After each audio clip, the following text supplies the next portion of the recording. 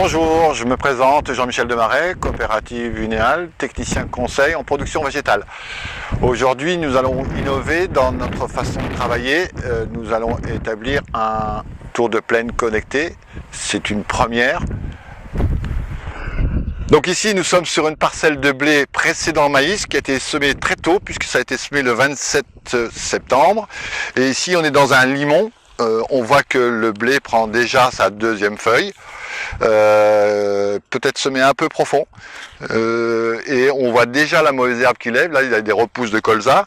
Dans la partie limoneuse ici, il y a eu une densité de 180 grains au mètre carré, et plus haut dans la partie bieffeuse, il y a eu 230 grains de semé au mètre carré.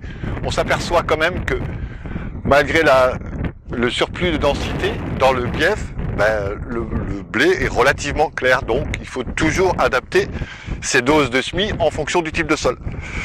Donc ici, c'est en non-labour, c'était semé en non-labour en raison du type de sol. Et au niveau mauvaise herbe, on a vu des colzas. C'est une parcelle où il y a des gros risques de vulpin. On commence à en voir lever. Et on a prévu ici, vu les conditions climatiques qui vont devenir relativement chaudes dans les jours prochains, un insecticide contre les pucerons, un Magéos à 70 grammes. Et plus tard, on devrait pouvoir intervenir dans les jours qui suivent avec un mélange de Fosbury 0,5, Deco 2,25 litres et 1 litre d'huile Adenda. Voilà. Donc ici nous sommes sur une parcelle d'escourgeons de variété étincelle qui a été semée très tôt, qui a été semée le 23 septembre. Nous sommes en précédent blé après un labour. Le semis a été fait à 300 grains au mètre carré. Vous voyez que la densité est élevée. L'escourgeon il est déjà très avancé puisqu'il dans certains cas il prend sa troisième feuille.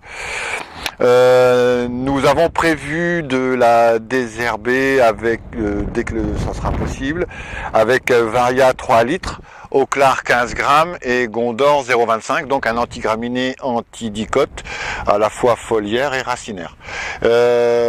Ici, vous pouvez voir les premiers dégâts de limaces qui lacèrent les feuilles, et bien qu'il fasse relativement sec, on va devoir sans doute, bien que le stade soit avancé, mais surveiller de près et éventuellement intervenir.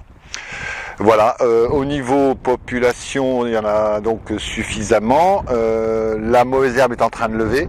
On voit des stellaires qui lèvent et on commence à voir un peu de vulpin. Là, on voit un stellaire qui lève au stade cotylédon. C'est à ce stade-là qu'on fait les meilleures interventions herbicides. Ici, on a un peu de dégâts de gibier.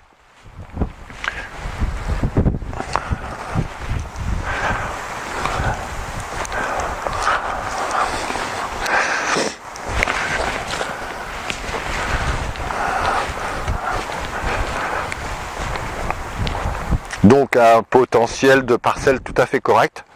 Et une parcelle vraiment très avancée. Donc en synthèse de ce qu'on vient de voir là sur les trois cultures, colza, blé et escourgeon, on vient de faire une approche globale parcellaire, mais il est quand même néanmoins absolument nécessaire que vous alliez voir avec votre technicien à la parcelle qui lui c'est le mieux à même de faire un conseil individualisé à la parcelle en alliant à la fois efficacité et économie et respect des réglementations environnementales.